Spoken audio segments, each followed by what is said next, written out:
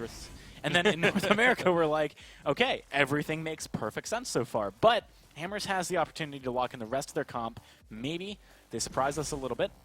They already kind of have. We haven't seen a lot of lane Kestrel in North America. We really haven't. And it's going to be interesting to see starting all over, picking this one up, see if he can perform to the same level as his Ringo.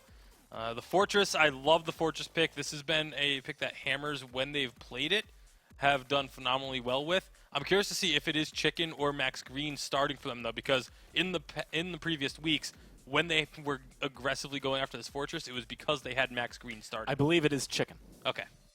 Yeah, and this is a good pick. Kestrel is pretty decent into, especially if it's a weapon Kestrel, because her arrows are basic attacks, so they will proc the bleed if it hits the person that Fortress is bleeding.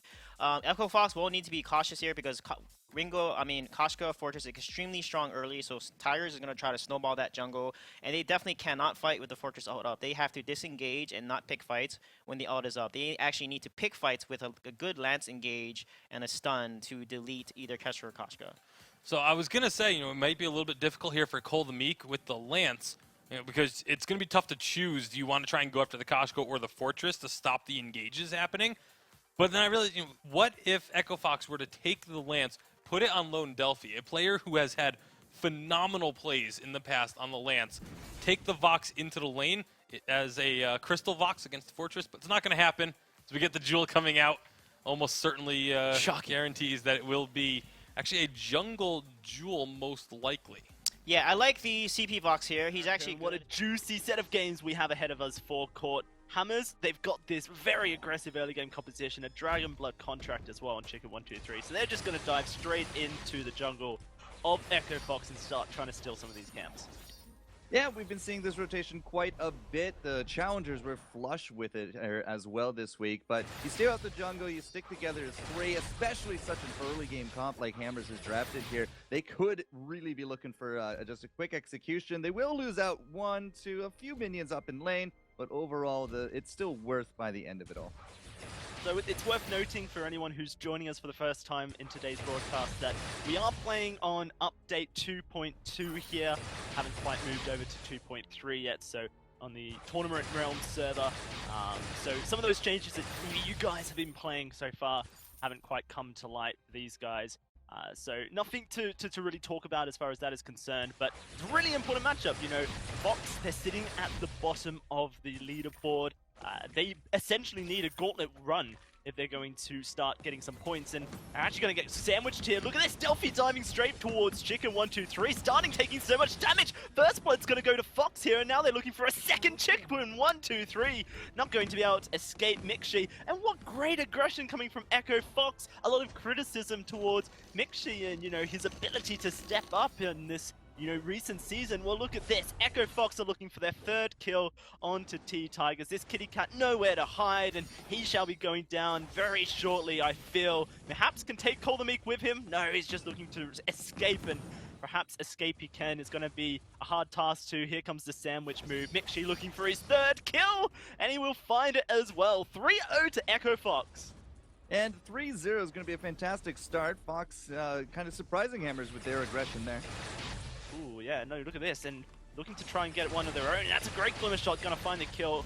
Cole the Meek should be able to escape. It looks like Delphi wants to try and find some aggression onto Chicken 123. Should be able to find a kill, but may go down as a sacrifice. There's the jump away. Gonna dodge away from the glimmer shots. Only one more needed. Ken starting hit it. An auto attack should do the trick as well. He's under the turret. He's just about escaped starting here. Wow, Lone Delphi showing up. And this is incredible stuff. I was talking to Fuji this week, and they've been working so hard as a team, Echo Fox, to try and find their synergy, try and work out what's going wrong. It seems like they've come into this matchup here and they've got something to say. Starting all over is going to get caught out. Maybe Mixi can find a fourth kill. This Kestrel looking to try and escape will be able to so far, and T-Tigers and Chicken 123 going to show the aggression on over. But explosive start to our first game.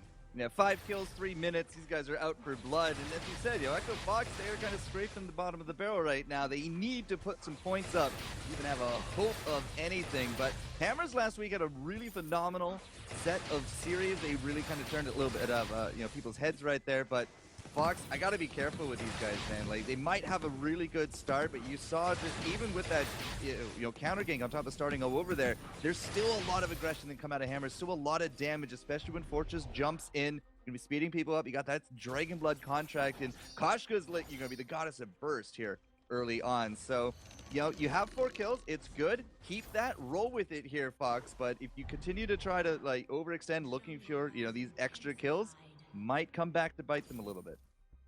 Certainly will.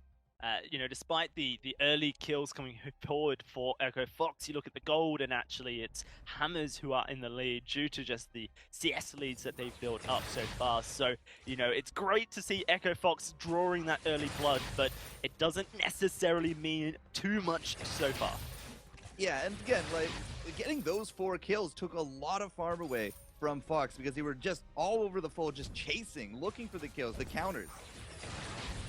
Well, it's going to be a dive here onto the turret as Echo Fox trying to defend their turret. They will be able to push Hammers away from it so far, but a lot of early aggression goes down, and it makes no surprise that Hammers are looking for those objectives. The kills are great, but the objectives are where the gold really lies. And so with that turret under half HP, you can see Chicken123 starting all over in that top bush, just waiting, hoping for Mixi to push up.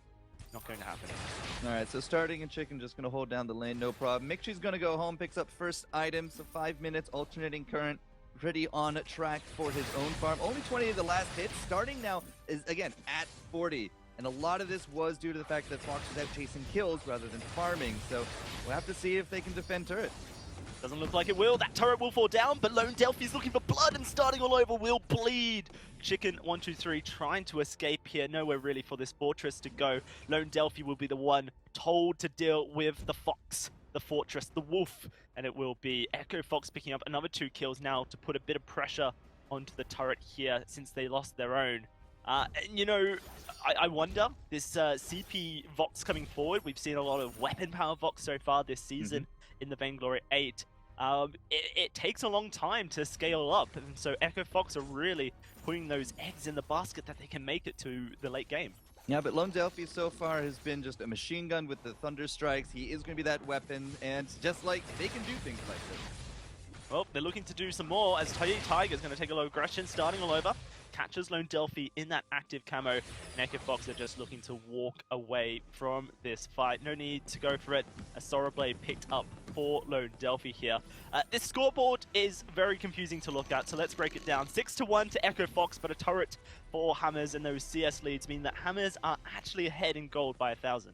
And they're probably not going to be dropping that unless there's going to be a team fight. Because, again, the combo here for the early sustain is going to be Lone Delphi and Cole the Meek, right? Leaving Mixi just to get off the damage, keep getting those autos out, keep getting the resonance bounces. Like, that's a big combo here for Fox that they need to kind of use to curb down the aggression. Just like what our analysis said, with Hammers, they kind of going to run at you, right? And that's where the resonance is going to shine. It's where Mixi's going to shine. But as long as we have the peel, and they keep running at Fox, and they just keep getting hit by Impale, the Githian Wall, the Rocket Leap from Lone Delphi, then that stops up a lot of their aggression. So I think Fox are okay in a position, but again, they can't overextend themselves.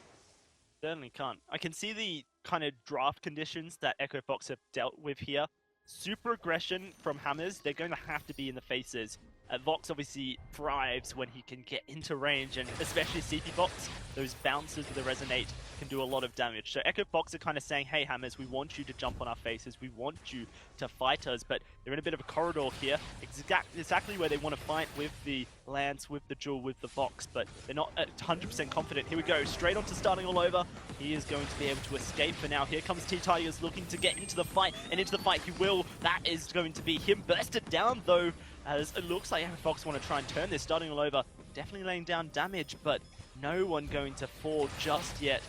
The fountain's used to heal everybody up, and now Echo Fox, they're starting to fall back a little bit, try and get some of these treants heal on up. T-Tigers going to do the same by the looks of things, but Delphi able to secure that.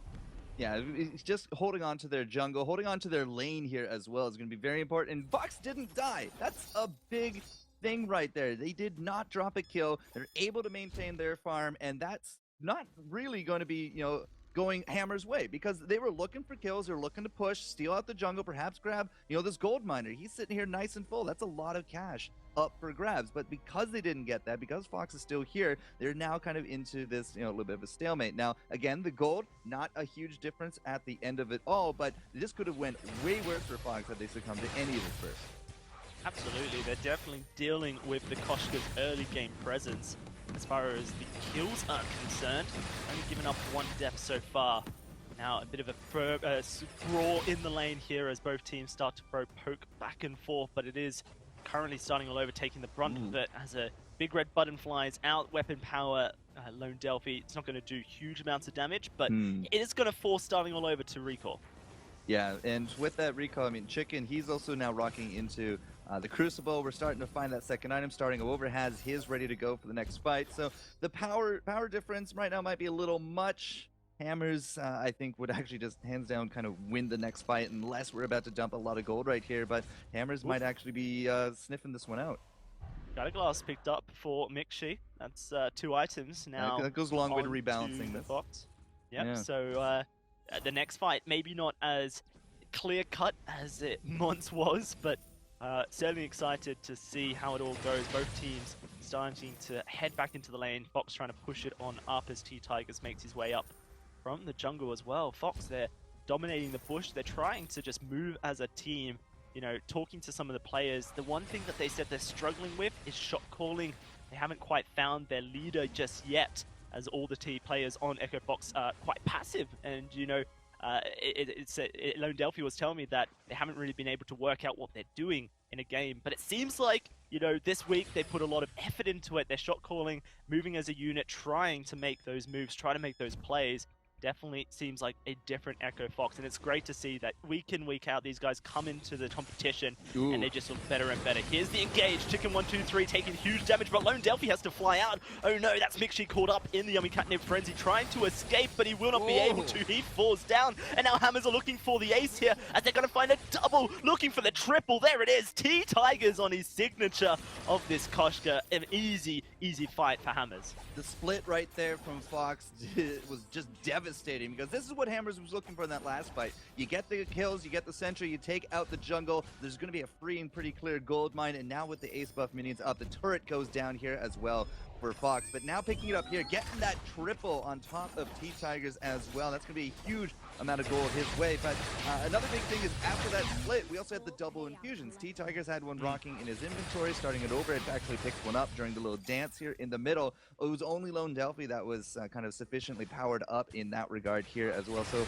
again, power differences kind of going back and forth. Hammers with the double infuse. They had the double items, I feel, at that point. It really did go a long way for that fight, and they reaped that reward. They get that turret. They got the gold miner. The sentry went down as well. And all of a sudden, we went from 1,000 gold to 4,000 gold. And Fox maybe a little shaky here into this mid game.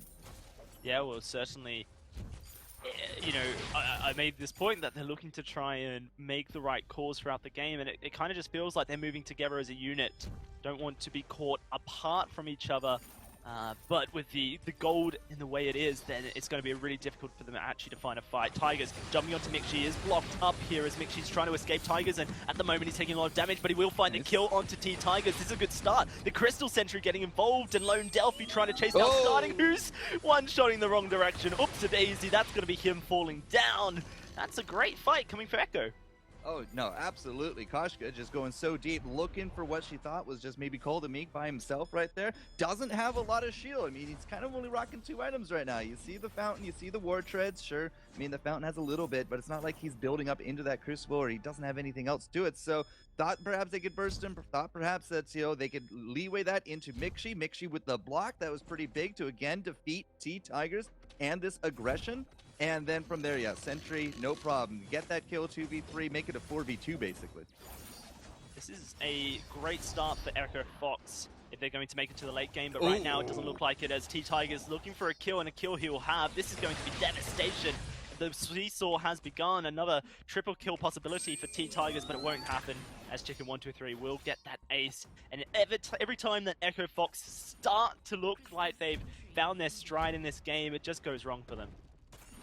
And it's a shame, but again, I'm just going to caution, like, when you're going to go that far out, no turrets to run back to, not even a choke, after this one, if Chicken123 has his way, does not take the last shot, and, well, there goes that turret. Like, there was no safety net here, right? Fox, they moved up. They thought they had an advantage for a little bit longer, but that low, that far forward, yeah, they were just begging for it there.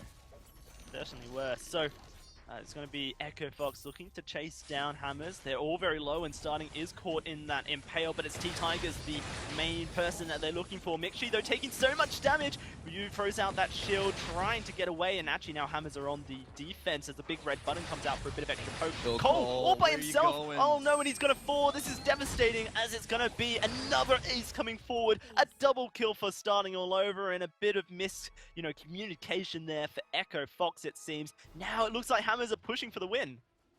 Well, they're at least going to get a turret out of it. A win is definitely, I feel, okay to do, but, I mean, Cold Meek is up. It's 5 seconds. They're going to take these down. They're going to come up. No, it's over. You're right, Dowsy. I love the way they not a split carry. the two turrets, so they can't respawn at the same time. And yeah, that is it there from Hammers. A really early game composition from